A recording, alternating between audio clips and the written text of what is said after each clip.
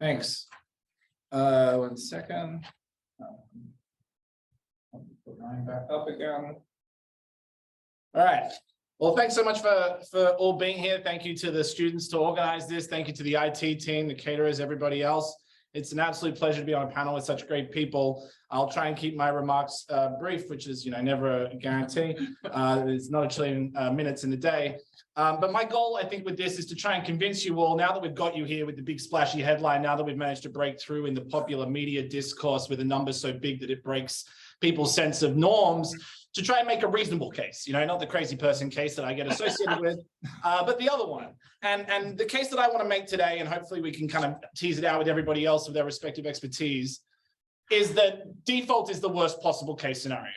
Default is the actual extreme thing that we're talking about here. Of all the ways that this could end, anybody being responsible for allowing the United States to default, not just on its existing treasury debt, but on the obligations to pensioners, to employees, to people who've got contracts with the US government, that would hurt real people, cause pain, cause suffering, cause economic devastation.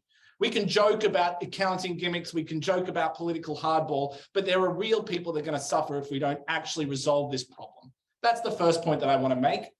As a lawyer, as a law professor, I want to make the point also that there is no actual constitutional basis for defaulting. Not the Treasury, not the President, not the Supreme Court, and not the Federal Reserve. The 14th Amendment that says the debt shall not be questioned. Article 2 that says the President shall take care to honor laws passed by Congress. We are talking about bills that have already been sent out, as Stephanie said. And the question is, does anybody have the right to second guess those bills and put people in economic pain as a result?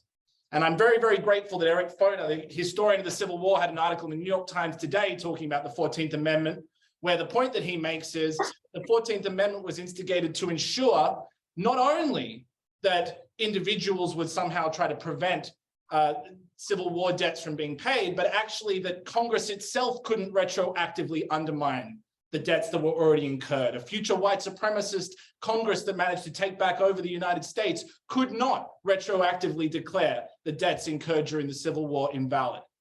This was a constitutional provision higher than any individual branch of government. To the extent that we believe in constitutional governance at all, the Constitution said neither the president, nor the judiciary, nor the legislature itself can undermine the debts that have already been incurred.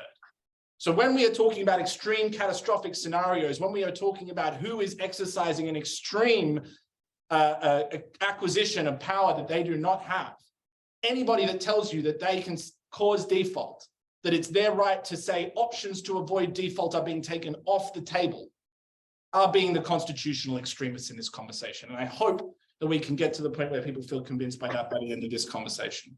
So I think this is a stupid made-up rule. I've gone into a lot of legislative history about what its actual purpose was. The debt ceiling's job was to make it easier for the executive branch to spend what Congress had told them to spend, not harder, to take 100 different individual spending authorities and combine them together.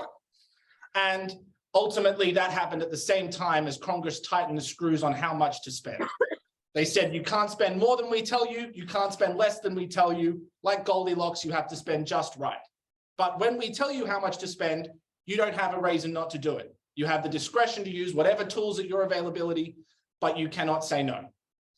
And that is not only in the Constitution, that is not only in the basic sort of 6th grade social studies separation of powers, it's also 180 years of Supreme Court precedent going back to 1838 with Kendall v. Stokes, where the court said that once Congress has determined that certain spending be made, the executive branch has no constitutional power not to spend. Note there, the executive branch, not the president and the treasury, but the Fed gets to do what they want. But the entire executive branch, every single entity that stands between the coin being minted and default, who obstructs the coin being minted, in the way for default, is violating Supreme Court precedent. And that includes the contemporary Supreme Court if they were to go that far. The good news is, I don't think the Federal Reserve or the Supreme Court is politically suicidal. I disagree with a lot of what they both do, but I don't think they are that suicidal that they would want to be responsible to put their hand up to cause a default. So the question I think to ask ourselves is there a world in which every other possible outcome gets exhausted and that the choice is really default or minting the coin? I am not here to tell you that it has to be your favorite option or that it even should be the option that you think is the most sensible. I have reasons pedagogically why I like it, but you don't have to share them in the slightest. But what I do want to try to make the case is that when you're faced between a cliff and pressing a button that sounds a bit unusual, it's the button that we should be talking about, not the cliff. And when we are looking at this moment, what we are hearing from the Democratic White House and the Treasury Secretary, not the Republicans who are so nihilistic that I don't think they even deserve to be taken seriously in this conversation, but the people that are claiming to be adults in the room. What they are saying is that if we don't resolve this through the political process in Congress, we will barrel off a cliff and hit default once we exhaust every other extraordinary measure. And the answer, the question I think that has to be posed to them is, the coin has to be the alternative. Why are you not willing to consider the coin when the alternative is so catastrophic, is such a constitutional crisis?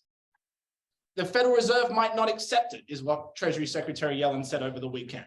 Well, last I checked, the Federal Reserve is not a constitutional law scholar, and it's certainly not a higher power than the Constitution itself. So where is the Federal Reserve in the Constitution? I can't find it. Where is the Federal Reserve's power to supersede the 14th Amendment? I can't find that either. And most importantly, where does the Treasury Secretary get off in saying that it's not her job to fulfill her constitutional responsibilities? So take a moment and think about that. I'm happy to defer back to the other experts and we can get into some of the questions. But thank you very much for being here.